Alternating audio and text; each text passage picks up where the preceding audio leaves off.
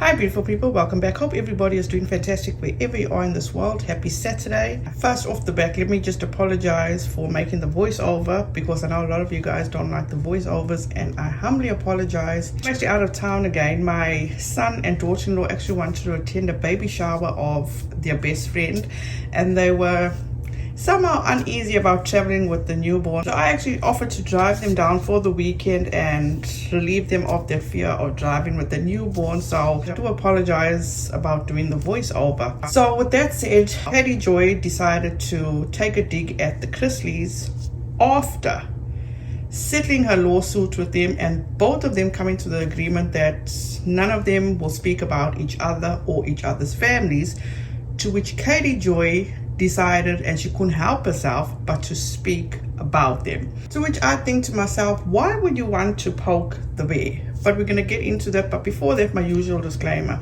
please do not take what I say as fact. Feel free to do your own research and come to your own conclusion. As I explained in my previous video, how Katie Joy was involved in a lawsuit with Todd Chrisley. She settled that lawsuit and they both came out with statements. So if you need to refresh yourself, please feel free to go and watch that video. This video, I'm going to be talking about how Katie Joy doubled down and then tripled down on talking about the Chrisleys. So the next day, Katie Joy posted this to her Facebook. So often, when a criminal is caught committing atrocious crimes, they fall back on God. Some of the worst criminals use their religion as a shield to conceal their misdeeds and crimes against society. When someone is found guilty by overwhelming evidence, these same people sometimes use God as their weapon, claiming persecution. Oftentimes, these same people use their platforms to slander, harass, and blame the righteous people that held them accountable. If only these same people would actually read the Bible, they would see exactly what Jesus said about their actions. While I'm not religious, I do respect many of the teachings within the Bible. If you use a Bible as your holy book, one would assume you would respect the teachings which command people not to steal, murder, commit adultery, bear false witness, or covet what is not yours. Okay. Growing up Catholic, the 10 Commandments were ingrained in me. Perhaps one valuable lesson I can take from childhood is that you don't steal, covet, cheat, or lie. So when you see celebrities blaming others, but then falling on their faith, just remember that real people of faith don't blame anyone else for their crimes.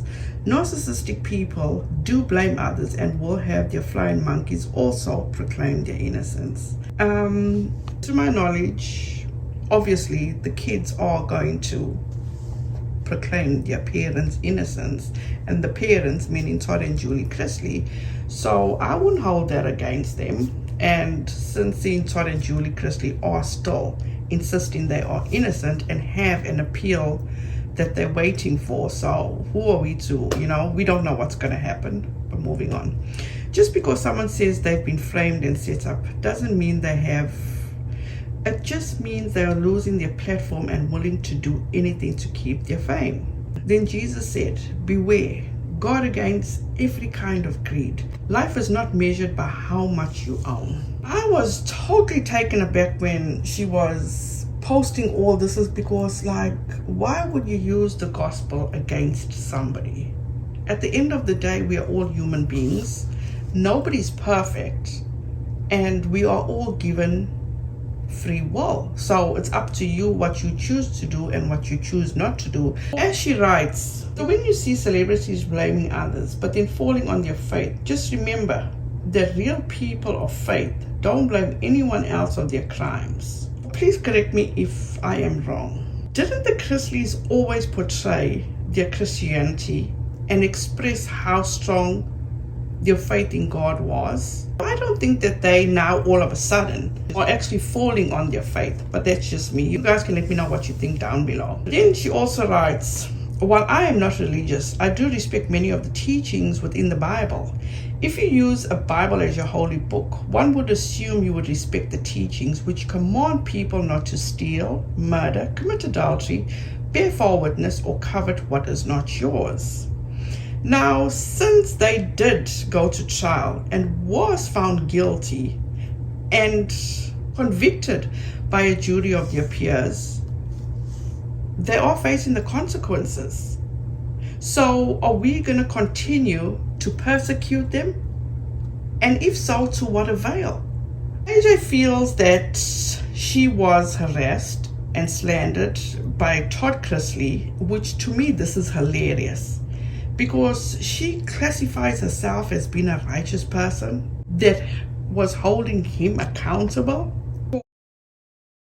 She claims that one valuable lesson that she takes from her childhood is don't steal, covet, cheat, or lie. And all those I have witnessed Katie Joy doing, and often.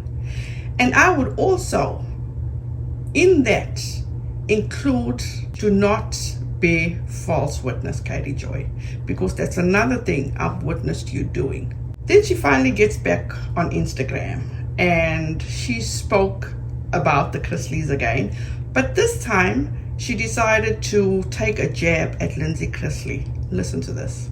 But before that, a huge thank you goes out to Loma Girl for catching these lives and keeping us updated, because a lot of us don't have the time to be actually keeping up with Katie Joy in real time. So once again, a huge shout out to Loma Girl. Thank you so much. We appreciate you for everything that you do. In the years that I've covered narcissists, and I've covered a lot, specifically a very criminal narcissist that ended up in prison this week. Having seen a child go through witness tampering and witness intimidation and physically see the trauma that that put on that person and know that it caused that person to be so afraid that they eventually lied. Yeah, she also doesn't watch the show. She doesn't really know what he's doing. Yeah, hostage is a good word. What I will say is, having seen a child go through witness tampering and witness intimidation and physically see the trauma that that put on that person and know that it caused that person to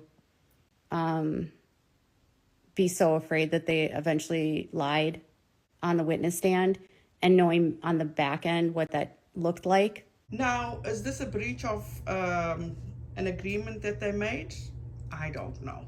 According to their statement, they both made that they said they weren't going to talk about each other. Maybe her attorney gave her the go-ahead. Maybe her attorney said, well, you know what, as long as you don't mention his name, you're all in good standards. But it's like, what attorney would also give you that advice, you know?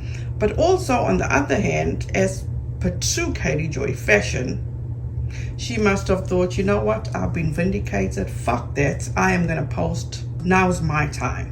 Let me rejoice in this now. But nobody knows what goes through Katie Joy's head. So with ending this, you guys, you can let me know what you think about Katie Joy not being able to let things go. In my opinion, Katie Joy finds it hard to handle rejection. And when she is rejected by somebody, they better brace themselves. But at the end of the day, we all grown adults. She needs to figure herself out. She needs to learn how to cope and handle rejection. And also, she is not the end all be all. She is not always going to be right. I'm going to leave Katie Joy with this. Romans 12 verse 17 and 18. Repay no evil for evil. Respect what is honorable in the sight of all men. If it is possible, as much as it up to you, be at peace with all men. Thank you so much. Have a wonderful rest of your weekend. On your way out, please don't forget to like, subscribe, and the notification bell so you'll be notified each time I upload, and I thank you in advance for that. Please be safe out there, be kind to one another, and don't forget, make good memories. Bye guys.